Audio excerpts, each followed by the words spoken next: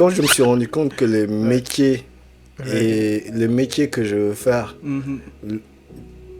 toutes les informations, quasi-totalité des informations sont en anglais, j'étais obligé de commencer à lire, à essayer de m'exprimer. Et ça a été en plus. Ça a été en plus. Tout à l'heure, je disais que j'ai quitté le Sénégal pour venir rejoindre une compagnie. Nous avions beaucoup d'interactions avec une équipe en anglais. Et c'était naturellement en anglais, tu vois. J'avais aussi... ça, je ne savais pas, mais en gros, en Belgique, on avait une équipe à Louvain, qui est la partie flamande en Belgique. On pouvait échanger avec eux qu'en anglais.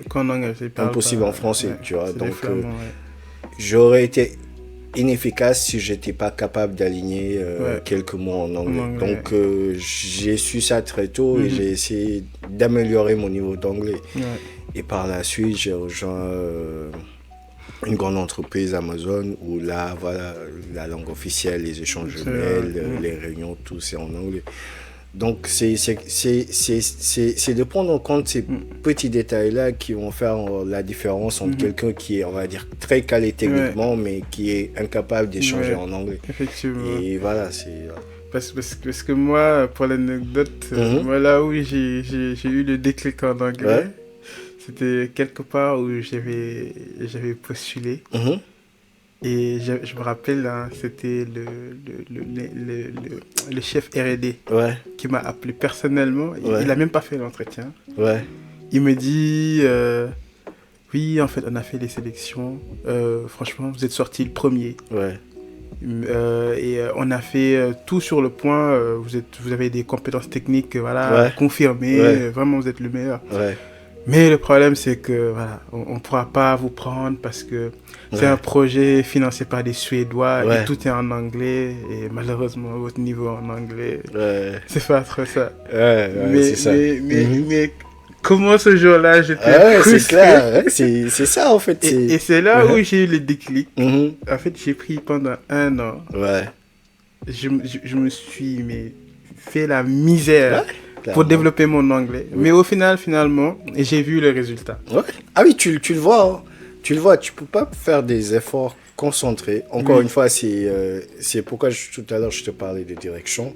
C'est-à-dire que si tu vas être polyglotte, oui, tu peux apprendre toutes les langues. Mais si tu vas apprendre, je sais pas moi, sans dénigrer aucune langue, mais si tu vas apprendre l'italien, alors que, on va dire, la langue la plus parlée, c'est l'anglais, à un certain moment donné, tu vas arriver là où tu veux, mais tu vas perdre plus de temps que si tu te concentres. Donc, l'objectif, c'est de faire des efforts concentrés. C'est ça. Des efforts concentrés et orientés vers là où on va aller. Et forcément, tu les vois. Il n'y a pas de... tu les vois tôt ou tard. Tu les vois dans ta façon de faire, dans ta façon de travailler. Écoute, imagine, si 80% du quorum des documents en cybersécurité sont en anglais, toi, tu ne parles que français, donc tu rates l'occasion d'apprendre tous ces documents-là. Et derrière, une personne qui s'est concentrée qu'en anglais, il va avoir une avance sur ça. Et le pire, c'est que personnellement, moi, en fait, on pense que c'est beaucoup seulement pour les métiers IT. Mais moi, je trouve que c'est dans tous les domaines, l'anglais te rattrape. Moi, j'ai travaillé dans un labo où la moitié du personnel, mais ils sont pas, c'est des étrangers. Oui, c'est ça. Ça parle qu'anglais. Force, tu vas parler anglais, en fait.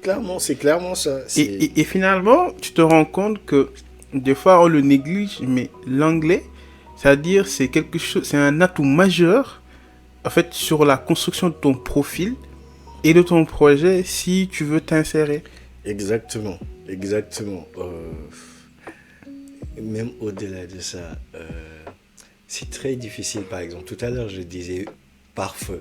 Mais aujourd'hui, il y a énormément de termes dans mon domaine où j'aurais du mal à essayer de les traduire en français.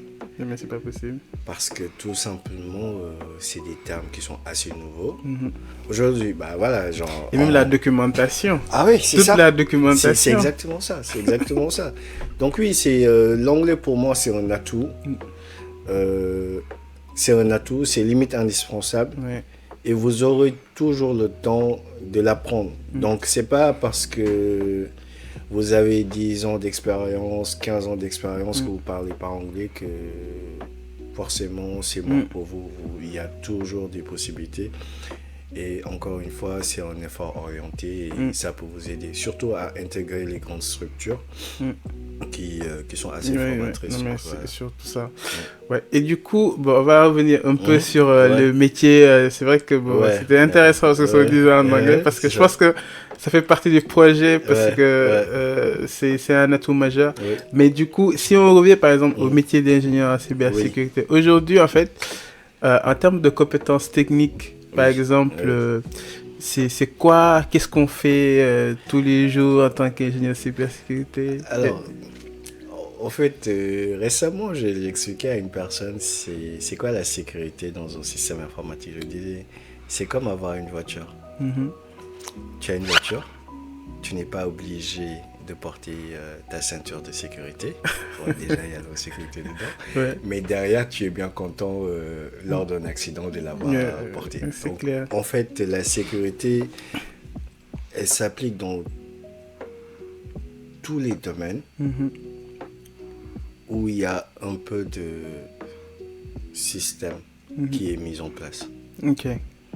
Donc, ça en fait que c'est un métier changeant. C'est un métier changeant et c'est pourquoi j'aborde ta question avec de cette façon-là. C'est parce que tu as besoin, certes, des compétences techniques, mais pas que. Pour faire de la sécurité, il y a d'abord ce que j'aurais dit des compétences